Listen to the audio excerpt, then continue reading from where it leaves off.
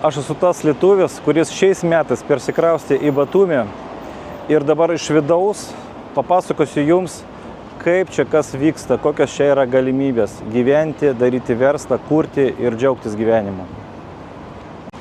Dažnai žmonės, kurie atvyko į Batumį, pavadina jį Dubajumi arba Las Vegasu, nes tik pažiūrėkite, kiek čia yra dangoraižių. Naktį viskas tai dega, labai gražu, labai gyvas miestas ir būtent čia ateina pats Dubajus. Ką aš noriu pasakyti?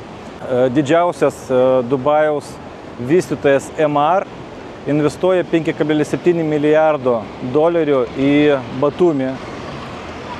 Yra jau pasirašytas investicinis memorandumas, ten jau vyksta kažkokie darbai. Ir viskas tai Batumyje, Gruzijoje. O kodėlgi Gruzijoje? Dėl to, kad čia yra tokios sąlygos, tokios geros sąlygos daryti verslą, statyti, nuomoti. Čia yra krūva turistų. Visi turistų rekordai didinami kasmet.